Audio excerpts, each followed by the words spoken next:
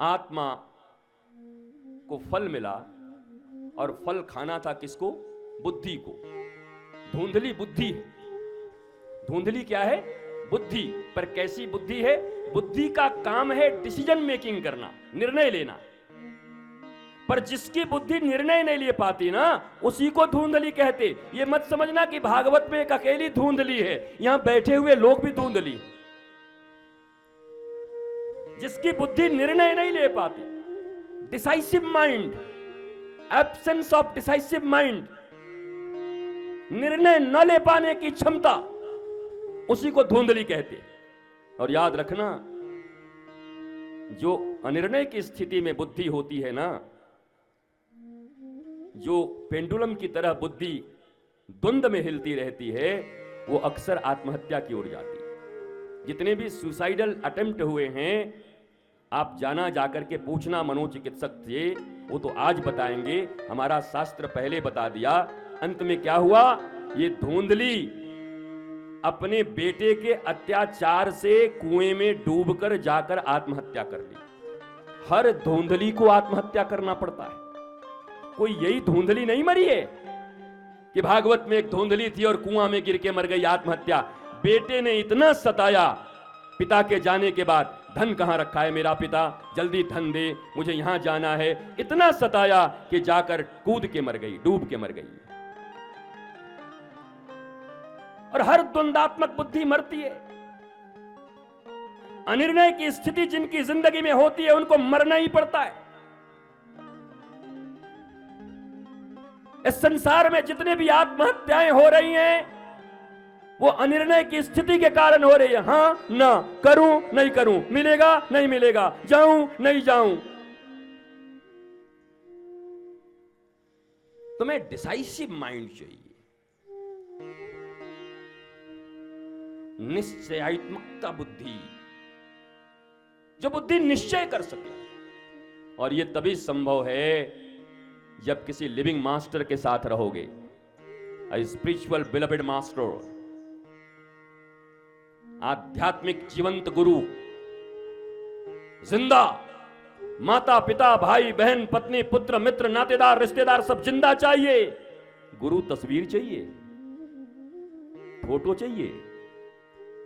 परिस्थितियों से जिसके भीतर में सुख और दुख उत्पन्न नहीं होता, वास्तव में मनुष्य कहलाने का अधिकारी वही है। ध्यान दो, जो लिटरेट हैं, एजुकेटेड हैं, वो भी कहते हैं कि क्या करें, परिस्थिति ऐसी आ गई थी। भगवान श्री कृष्ण गीता में कहते हैं कि जो स्व में स्थित है वो परिस्थितियों से बाध्य नहीं होता, क्योंकि 8 अरब की जनसंख्या में रोज कोई न कोई परिस्थितियां पैदा करेगा।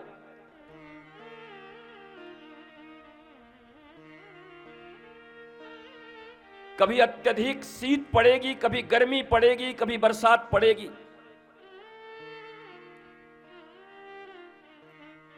कभी तुम्हारे प्रारब्ध के कारण तुम अच्छे कर्म भी करते रहोगे और संसार वाले तुम्हें गालियां देते रहेंगे।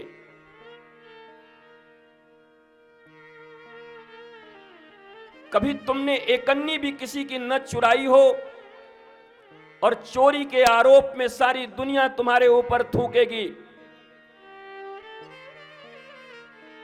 जैसे भगवान श्री कृष्ण ने मणि की चोरी नहीं की थी द्वारिका में, पर सारी द्वारिका भगवान को मणि का चोर कह रही थी।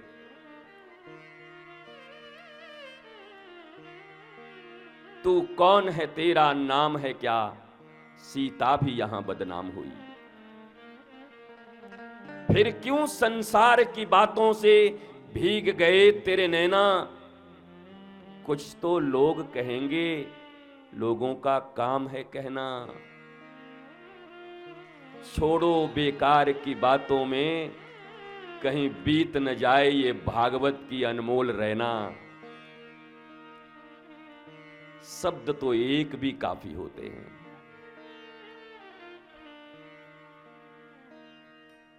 कोई सुनते सुनते सुनते भी कुछ नहीं सुनता।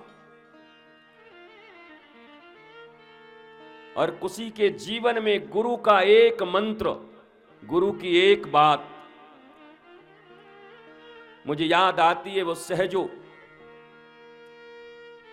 चरणदास जिनके गुरु हैं। सहजो ने नया नया सहजो का विवाह हुआ है और अपने गुरु के पास आई है आशीर्वाद लेने के लिए। चरणदास सदगुरुदेव